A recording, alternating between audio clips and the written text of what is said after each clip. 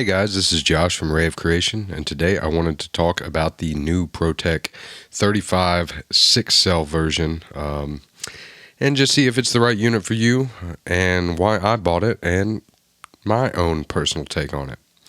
First off, this is not in any way paid. I did not get the Protek for free. I actually paid for it. I bought the HD version with the Cadex Vista Nebula combo. This is actually my second model. The first one I got flew twice and a motor burnout. So quality control issue there. I don't know, maybe I just got a dud. But I've had no problems with this second model. I've looked around the internet for reviews on this particular version, and I haven't seen any in detail, so I figured I would kind of do something that I was looking for and give my personal detailed experience with flying this and why I use it and what I bought it for. I was in the market for a Cinewhoop, and I'd looked at several 3-inch Cinewhoops, and they could carry a full-size GoPro, and I run the GoPro 9, so it's a little bit heavier. And I wanted something that could just haul it around and not have any issues. The Protek 35 looked like a pretty good option. The original version seemed a little bit weak, and it ran 4-cell, which isn't a big deal overall. Some people prefer that. I just had 6-cell batteries that went with my 5-inch quad, so I wanted to be able to interchange them. I will say, first off, that it absolutely has enough power to carry my GoPro with the battery. I do run the battery door open and gone with a USB cable off the balance lead of my battery, so I save about 50 grams doing that.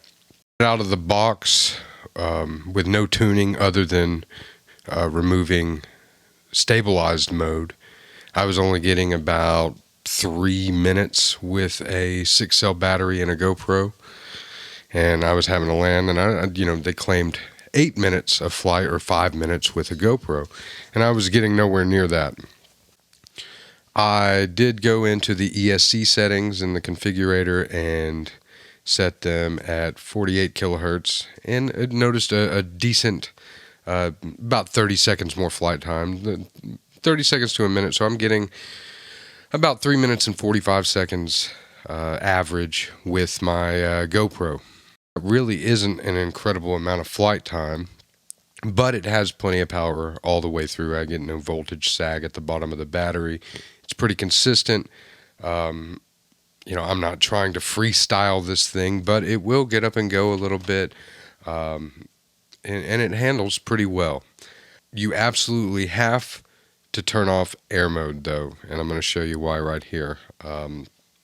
I was experimenting, just kind of getting in tight quarters, and pushed myself a little too hard, and air mode sucked me into the top of this right here, and I fell about 10 feet. And so I'll show the damage. It bent this entire plastic frame. I had to bend it on site, and I was able to bend it back. The props were unable to rotate due to the frame, the plastic frame bending, but it didn't break. I bent it back, I flew around, and I've had no problem since. And I turned air mode off because it was unrecoverable. There was nothing I could do, and that's a known problem with Cinewhoops. So it also kind of goes into the durability test. I unintentionally crashed it pretty hard, and it could have been worse. And if you see, it kind of lands on the left side, and it took all of the weight, and it's almost 700 grams with the GoPro on, so it's a decent weighted 3.5-inch quad. And it looked as though on the older prop guards that they were pretty brittle. This didn't break, it just bent, and I was able to bend it back without it breaking. So it seems a good bit more durable. I've flown it. I didn't even change the props after that, and it is appearing to be just fine. I will say it is incredibly loud, annoyingly, obnoxiously loud, and I think it's louder than the other Cinewhoops I've been around. I guess it has something to do with the prop guards and just how it distorts the the air and the turbulence. It screams. It's not pleasant to listen to. I have been able to fly it indoors. I do kind of recommend backing it off into stabilized mode when you're flying indoors, especially if you're transitioning and there's a bit of a draft. If you're going just through a door, you'll notice that once you get through, you kind of, everything changes, the feel changes, and you'll kind of get sucked into the room.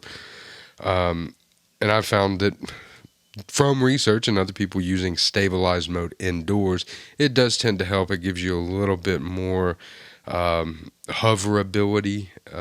Throttle control is something you just got to learn. Stock, it did come with a 20% expo on kind of a weird curve. It's at the throttle midpoint at 1 with 20% expo. I took that off. It felt funny to me. I'm used to just a linear throttle curve. It's something you just have to learn. And it is quite a bit different than flying a 5-inch. There's not as much power. It takes more to go. You really got to be more intentional with it. But overall, pretty happy with the build. I think, that'll give it to you. I'll show you some of my flights, some of my practicing with the whoop here, and just give you some shots, and let me know what you think. If I miss anything, I'll try to answer in the comments, and hope you enjoy.